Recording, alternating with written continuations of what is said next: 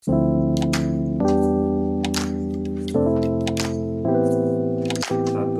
dua, tiga. Bagaimana menghilangkan dinasti politik dari negeri ini? Perbincangan melawan dinasti politik sering terjadi, tetapi 2020, 2019 dan sebelumnya masih banyak dinasti politik hadir. Sekarang sebagian dari mereka masuk penjara. Bagaimana menurut kalian? Menurut saya, mereka itu harus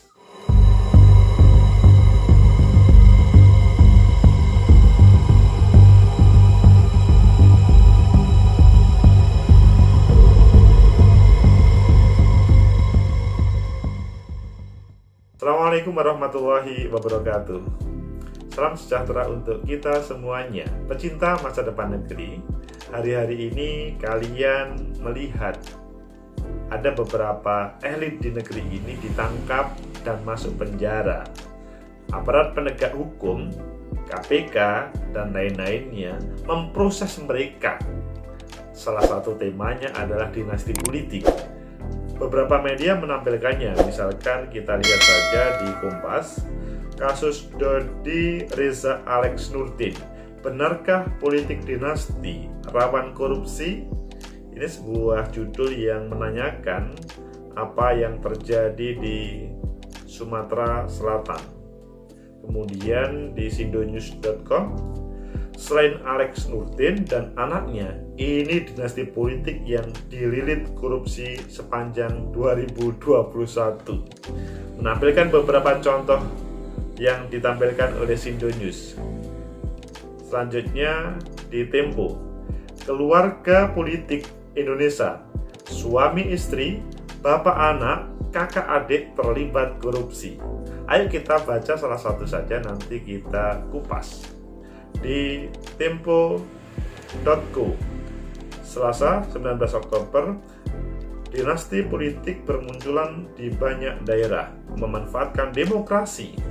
Jadi temanya adalah bagaimana dalam suasana pemilu secara langsung itu mereka bisa bersembunyi di balik atas nama demokrasi. Pemilihan langsung jabatan publik dan politik malah diwariskan seperti halnya kerajaan.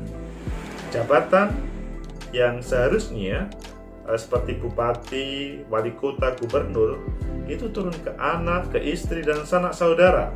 Korupsi pun seolah dirancang dari meja makan. Tentunya dari meja makan keluarga itu. Bila dahulu korupsi hanya terjadi di pusat-pusat kekuasaan karena sistem politik yang sentralistis dan ditentukan oleh kemauan Presiden Soeharto, kini korupsi juga ikut tersebar ke daerah-daerah seiring dengan otonomi daerah. Raja-raja kecil tumbuh di daerah menjadi penarik upeti, meminta suap dan mengkorupsi APBD yang sejatinya untuk rakyat. Para raja kecil itu bukan secara terang-terangan dengan memanfaatkan sistem politik pemilihan langsung, membangun dan melanggengkan dinasti politik. Jabatan gubernur, wali kota, bupati diwariskan, diturunkan kepada istri, anak, dan mungkin kalau bisa kepada anak cucu. Sistem seharusnya demokratis dan dijadikan ala-ala monarki, yang sebetulnya monarki kerajaan sudah tiada. Akibatnya tak jarang dan sering kali kasus korupsi kini melibatkan anggota keluarga, anak saudara dan anak, suami istri, bapak anak, ibu anak, kakak adik, berkongsi dan mengamankan kekuasaan mereka. Caranya dengan korupsi, karena dari sanalah ongkos untuk mengamankan dan melanggengkan kekuasaan. Bagaimana bisa keluarga jadi penyokong praktek korupsi? Faktanya itulah yang terjadi saat ini. Berikut potret keluarga koruptor di Indonesia. Wah, Tempo menampilkan beberapa potret keluarga koruptor. Meskipun sebetulnya masih berproses, tetapi kalau di tangan KPK, mayoritas, bahkan kalau dulu, pasti bersalah. Tapi ini kan masih berproses ya. Ini dicontohkan, suami istri menyuap hakim MK demi jabatan wali kota Palembang. Dicontohkan pada nomor 1, Romi Herton, calon wali kota Palembang, menyuap hakim MK Akil Mukhtar agar dimenangkan dalam sengketa pilkada 2013 lalu. Romi melalui istrinya, Mas Sito, menyerahkan uang sebesar 11,39 miliar kepada Akil. Bos. Akhirnya sekarang masuk penjara semuanya. Yang kedua, Bupati Bandung Barat bersama anak korupsi bansos COVID-19. Ngeri ini. 3, Wali Kota Cimahi dan suami terima suap untuk proyek pasar atas baru. Jadi dalam suasana pandemi COVID pun mereka tidak menyerah. Tidak menyerah, masih melakukan prakteknya yang merugikan rakyat. Selanjutnya, Wali Kota Kendari dan ayahnya terima uang suap dari sejumlah proyek. Kelima, Bupati Probolinggo dan suami melakukan dagang jabatan di pemerintahan Probolinggo, meskipun mungkin kalian bisa melihat sedikit. Keenam, Alex Nurdin dan Dodi Reza, bapak dan anak yang terjerat kasus korupsi. Ada beberapa contoh yang ditampilkan oleh Tempo, pecinta masa depan negeri. Itulah beberapa contoh yang kalian pasti langsung, kok ngeri sekali ya. Rata-rata anak istri, suami istri, bapak anak, atau yang berhubungan dengannya. Intinya bahwa kasus-kasus yang terkait dengan korupsi itu malah membahayakan di balik nama demokrasi. Sejak awal kita katakan bahwa sistem di negara kita itu sudah demokrasi, bukan monarki. Jadi pola kerajaan itu sudah tiada. Tetapi pada prakteknya, atas nama demokrasi langsung, politik secara terbuka, ada permainan-permainan yang sebetulnya itu monarki berdiri, bersembunyi di balik atas nama demokrasi. Taruhlah yang dicontohkan oleh Tempo tadi. Dan kalian meskipun tidak dicontohkan juga sudah tahu. Mungkin di daerah kalian juga ada banyak. Bagaimana merespon hal ini? Apakah nanti ke depan ini masih terjadi? Kalau menurut saya, hal tersebut mungkin besar atau kemungkinan besar masih terjadi apabila pertama, proses demokrasi dibangun bukan karena profesionalisme seseorang di dalam menghadirkan kepemimpinan. Maksudnya, kalau memang prosesnya itu adalah sebagaimana yang terjadi pada saat ini, kalau begitu Pak Agus menyalahkan proses pemilihan secara langsung. Bukan. Pemilihan secara langsung itu kan masalahnya adalah banyak yang berkedok atas nama demokrasi itu juga, tetapi dia tidak menampilkan substansi demokrasi yang sebenarnya. Masih ada banyak orang yang mau ambil padahal dia mempunyai kelebihan lebih, tetapi dihalangi oleh misalkan aturan atau putus sebelum berlanjut. Sehingga lebih baik teman-teman para pengambil kebijakan yang membuat regulasi, ayo kita berikan kesempatan seluas-luasnya kepada siapapun. Ini supaya tidak ada korupsi yang lebih bahaya lagi. Ini untuk mengamankan yang orang-orang yang mempunyai semangat itu tadi, mempunyai semangat menjadi pemimpin, tetapi bukan karena kapabilitas kelebihannya, tetapi dengan memainkan berbagai regulasi yang selanjutnya memotong seseorang yang akan tampil. Kedua, memang kalau demokrasi itu akan berjalan baik kalau masyarakat itu sudah sejahtera. Nah, sekarang apakah sudah sejahtera atau tidak? Kalian semua bisa menjawab. Kalau rakyat masih diberi politik uang, maksudnya bersedia untuk menerima politik uang, kemungkinan belum sejahtera deh. Karena dia masih butuh, masih ingin. Berbeda dengan mereka, mohon maaf, yang di perumahan dengan yang bukan di perumahan. Kalau yang di perumahan relatif mereka sudah tidak membutuhkan uang. Maksudnya ketika diberi uang 10.000, 50.000 atau 100.000, mereka relatif tidak mau. Yang diinginkan adalah bagaimana kesejahteraan itu lebih dibanding mendapat uang 50.000 tapi dalam 5 tahun atau dalam sekian tahun mereka tidak tidak terbackup aspirasinya.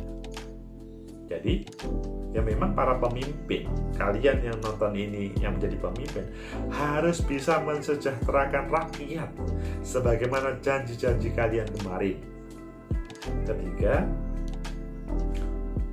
negara kita memang sudah mewajibkan 12 tahun pendidikan, wajib belajar, wajib sekolah. Tetapi pada prakteknya adalah hal itu belum mampu membuka cakrawala masyarakat kita sebagai well educated, sebagai orang yang terpelajar. Mampu, kalau orang terpelajar itu kan mampu antara ini nanti kalau mendapatkan uang efeknya begini, jangka panjang ranking usaha ini.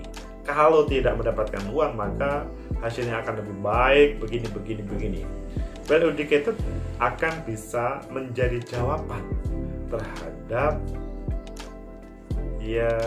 kekurang pengetahuan kita.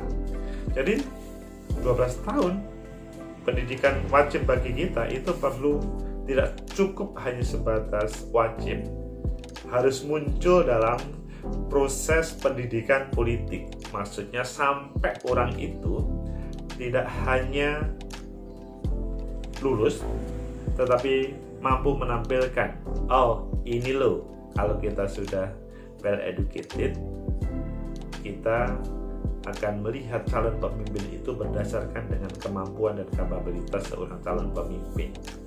Sehingga dengan cara seperti itu dia pemimpin kemungkinan besar tidak akan korupsi. Mungkin ada sebagian, loh Pak, itu yang korupsi itu sebagian dokter loh Pak, sebagian sekolahnya tinggi. Lah itu kan orang yang mengatasnamakan dokter atau pendidikan tinggi, tapi sebetulnya mungkin dia tidak teruji atau dia dipaksa oleh keadaan. Keadaannya adalah dia semangatnya, nafsunya untuk menjadi pemenang, maka cara apapun dijalankan. 3 hal tadi kalau terjadi bisa dipraktekkan, maka politik uang itu tidak ada. Selanjutnya politik dinasti itu tidak ada. Ya, politik dinasti adalah sesuatu yang menjadi perbincangan lama semenjak Indonesia merdeka dan semua sepakat tidak ada. Tapi siapa sih manusia yang tidak tertarik untuk mendapatkan jabatan atau memberikan sesuatu jabatan kepada anggota keluarganya? Pasti semua tertarik. Saya pun mungkin dalam kata hati ya tertarik. Hanya ketertarikan itu bisa dihilangkan jika kita semua sudah terselesaikan.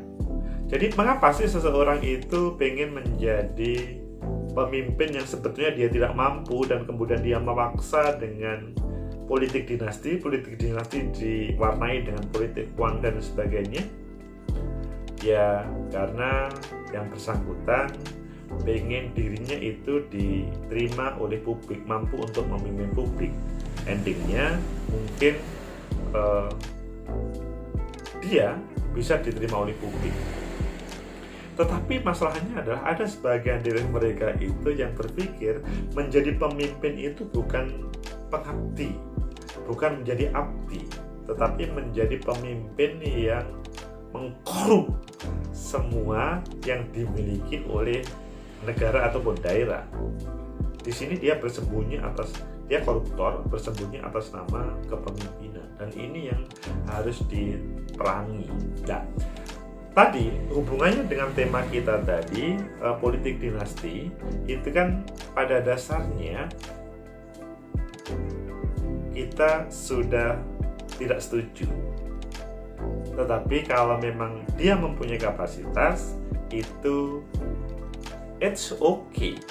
Ya, jangan sampai gara-gara mempunyai kapasitas, gara-gara dia anaknya pejabat atau elit, kemudian tidak boleh maju. Boleh, tetapi kapasitasnya. Nah, sekarang adalah terbukti di beberapa daerah yang saya sebutkan tadi, itu menunjukkan bahwa memang dia sebetulnya tidak berkualitas, tetapi dipaksakan oleh orang tua, oleh suami ataupun istrinya, atau oleh saudara-saudaranya untuk menjadi pemimpin, dan ini menjadi masalah kalau dilanjutkan.